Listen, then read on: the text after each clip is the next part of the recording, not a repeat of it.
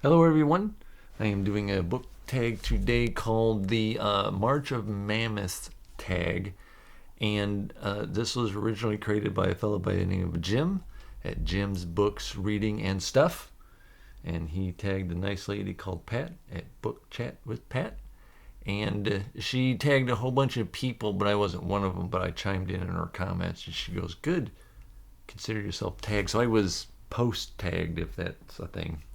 So here we go. There are indeed 10 prompts here. Number 1. Are you currently reading a mammoth? No, I was at the time I watched the previous video. And it was The Will of the Many, Hierarchy Book 1 by James Islington, which clocked in at 680 something. I guess I should have prepared a little better. 684 pages of the actual main book there, and this is like an added material one. This is published a couple years ago, so but this was some smooth reading for such a big chunker of a book, and read this in a week like I normally do any other book, and it was pretty simple to get through. Just nothing super duper, just pretty good page after page. A chunker that's not boring on every single page. Some of my favorite books that were chunkers, here and there, could use a little editing, but this one didn't. I liked it as is. Number 2, what is the biggest book you have ever read?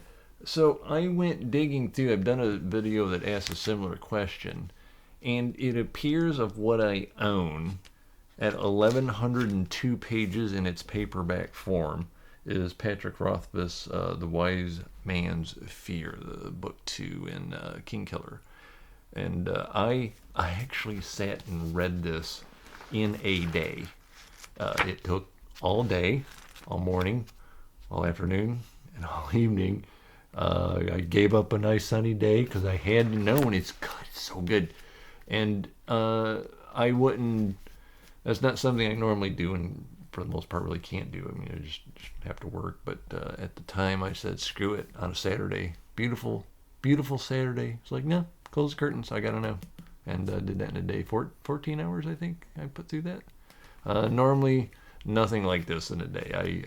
It's like my reading endurance is shot or something. I gotta take more breaks when I can. Although, right now, because I work extra hours, I only got one day off a week. So I do my little bits of daily reading that I do, and then on my day off, I just read till it's done and do a video. Number 3, what is the smallest book you have read? Well, apparently, clocking in at 65 pages is The Vampire, A Tale by John William Podorn. There it is.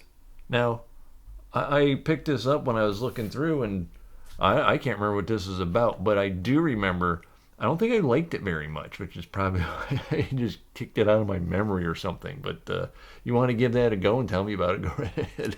I don't know if I want to reread it, even if it's only 67 pages. Something better, though. This is something I read last year, made my top 10. Came via Chanel, the Chanel chapters, A Short Stay in Hell by Stephen L. Peck. And very quickly, because I've talked about this a lot on my channel now, dude goes to hell. He is put in a vast library. And he says, all you got to do is find the book that details the entirety of your life. But each book starts out with like gobbledygook. It's just, you could have, the example given is you can have all A's, and then there's a all A's and then a little a, and then all A's and a exclamation point. So you have to go through all this and find the book that describes your life. Well, this is the biggest book you'll ever read, but it's only 104 pages. This is a head stomper. And to give you an example without giving you anything else about the book itself, I calculated that if you walked at an average pace 24 hours a day, 7 days a week, it would take you almost 1 billion years to walk to the nearest star. And that is minuscule to what's going on inside this book. Wham! The biggest small book. Number 4, is the size of a book intimidating? I don't think so. So long as I pick your book off a shelf and I like the cover. I like the description. I don't know. I guess I don't really care. Number 5 is size a consideration when deciding what to read next. It could be.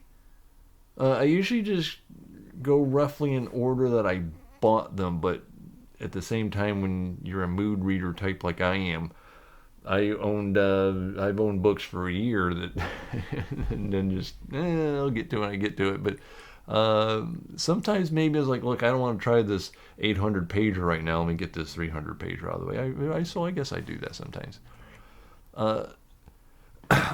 Number 6, how many pages long is the book you are reading right now? Okay, kids. So first off, my next video, I DNF'd Witch King. But I picked up The City of Dreaming books by Walter Moers. So far, I just started. I'm only that far in, but I really like this so far. It's so good. It's illustrated too. I want more illustrated books right here. And this one is, how long is this?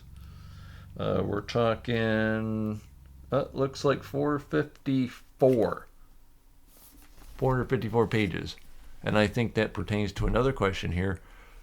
Number 7, what is the average length of the books you read? I think they're something between, 450 pages at a guess off the top of my head. That's what it feels like. But this is like an average sized book that I read in a week. Last year I read Perdido Street Station, which is a chunker at almost 900 pages. I read through that in a week. It was so easy to read. And this one's becoming easy to read too. And this is wonderful prose and language, and so far, just that far, just this little bit of far right there, and I'm enjoying that very much. So a video's coming on that one soon. Number 8, do you think humans, since I guess mammoths are in the title of this, do you think humans will bring back mammoths from extinction? Now, this is an interesting question because I float around in human rejuvenation and life extension topics mostly on Facebook. And one of the people in that world is Dr. Dr. George Church. Is it Dr. Church? The hell's that damn man's name? Yeah, George Church. But he is the guy when you talk about mammoths being brought back from extinction. He's the guy. He's the head of that. And the thing about it is this would just be the beginning stage to study how to do it eventually without having the original DNA of a creature, because all DNA is certain chemicals come together in a certain configuration and you get a thing. Me, you, birds. So at some point the mother lode is just being able to print DNA, to design it and print it and just make a thing. You don't need the original. You need the original now for the research, I guess. But once you've got original and you're like, we know how to do this and tinker with this. It's just a matter of the right simulation with the right artificial intelligence, and just put it all together. And at some point, you run the simulation. It's like, oh, we can get a T-Rex out of this. We can get a Pteranodon out of this. We can get a worm out of this if you want. Dragons that can actually fly instead of what we see in fiction that probably really couldn't. But it's just a matter of time before we can just design and print the DNA and make whatever the hell we want. And so bring back mammoths from extinction? Of course. Maybe there's a disconnect there. From extinction means you've got that original DNA, and that's from extinction. Otherwise, we're just going to create synthetic things in the future that we don't have the original DNA for. Number 9, do you think they should? Sure, why not? It's just a mammoth. It's not like we're trying to make Jurassic Park. And I don't believe, even if we had the ability to make Jurassic Park, I don't know how we would get away with it. How do you do that in secret? I don't know how you would let's just make a bunch of creatures and then we'll just completely unregulated let them go run amok. Not going to happen. I don't think so. Even if you somehow got it outside the boundaries of a country's jurisdiction, there's certainly things you have limits. I don't think we'd have that go amok. And especially if you take into consideration that if we could design and print DNA, you can make docile dinosaurs that just aren't going to attack people, and you just feed them and look at them, I guess. Something like that. That's about it. Number 10, though. Tag some people. I don't know. Whenever I do tag videos and tag people, most of the time they either don't do them, or there's somebody who I know doesn't like doing them, so I'm not going to tag anybody. So if you want to do this, knock yourself out. Looking forward to reading it. I'm sorry, hearing it. Genre Books did one. Gavin at Genre Books, and of course Book Chat with Pat did it. I enjoyed those videos. Hope you enjoyed this one, and we'll see you next time. Thank you so much. Bye-bye.